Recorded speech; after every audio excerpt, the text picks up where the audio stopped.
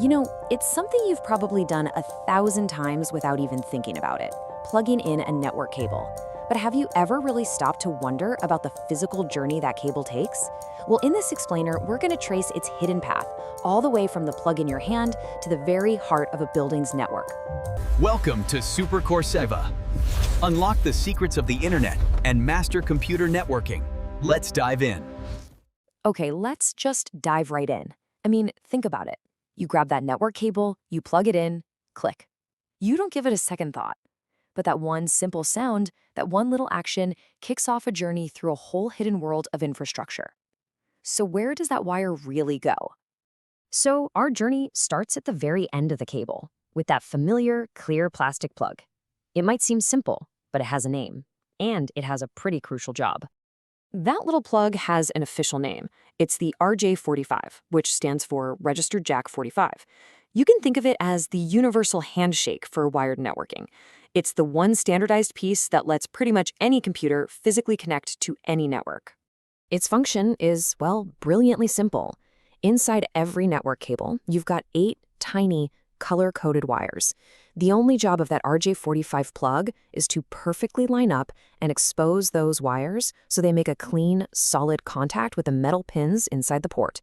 And you'll find this exact same interface on almost everything, from your personal laptop to massive servers in a Google data center. All right, so once you plug that RJ45 in, you get immediate feedback. I'm talking about that pair of tiny blinking lights right next to the port. Now, these aren't just for show. They are your first and, honestly, your best diagnostic tool. The absolute best way to think of them is as a heartbeat monitor for your connection. In an instant, they tell you 2 critical things. Is the connection even alive? And is data actually flowing? So those 2 little lights each have a really specific job. The link light, that's the one with the steady glow, that's the network basically saying, hey, I see you, we have a solid physical connection. The other one is the activity light. When it's flashing, that means we're talking. Data is actively moving across the wire. And just like that, you've got an instant troubleshooting guide. If your internet's out, the very first thing you should do is check that link light. If it's off, you've got a physical problem. Could be a bad cable, or maybe the device on the other end is turned off. But if the link light is on, then check the activity light. If it's flashing, you know data is at least trying to get through, and the problem is probably somewhere else entirely. And here's a great little piece of tech history for you. Decades ago, that activity light would literally blink in time with the actual ones and zeros of the data passing through.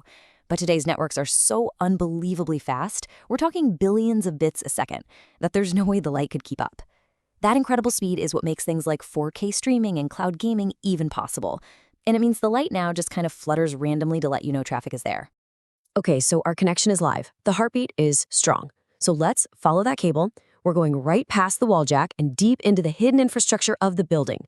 I mean, in any professional setup, an office, a school, whatever, you're not going to see 100 cables snaking across the floor into a server room. That would just be a chaotic, trip hazard mess. Instead, your wall jack is the official entry point to a structured cabling system that runs neatly behind the drywall, with all paths leading to one central hub. And that central hub, well, that's where we are now, the server room. This is where all those cables from all the different offices emerge, and they connect to 2 key pieces of hardware that look almost identical, but they have vastly different jobs. First up, we've got the patch panel. Just look at all those ports. It's essentially a big, dumb organizer. Its one and only job is to provide a clean, labeled termination point for every single cable coming out of the walls. It's a totally passive device. No power, no intelligence, no brain. And right here, this is the most critical distinction to get in the server room. The patch panel is the dumb organizer. It just keeps things neat and tidy.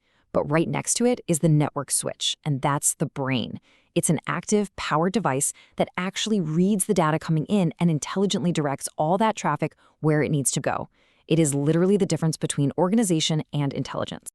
So now we have all the pieces of the puzzle. Let's put them all together and trace the complete physical path your data takes from the very moment you click send. Okay, let's walk the path. Your data leaves your laptop through that trusty RJ45 plug. It shoots into the wall jack, zips through the hidden in-wall cable, and arrives in the server room. There, it terminates neatly at the patch panel, our organizer. And finally, a short cable makes the last little jump from the panel straight into the network switch, the brain, which then sends your data out to the rest of the world. So the main takeaway here is this. That simple act of plugging in a cable, that little click, is the start of a journey through a highly organized, totally deliberate physical system. It's not just a random wire, it's the on-ramp to a structured superhighway hidden right there inside the walls. So, we now know the physical road the data travels. We've got the map. But that leaves a really fascinating question. Once that connection is made, what is the digital language they all speak? What are the rules that let them send your email across the wire and not your neighbor's? Well, that's a whole other story.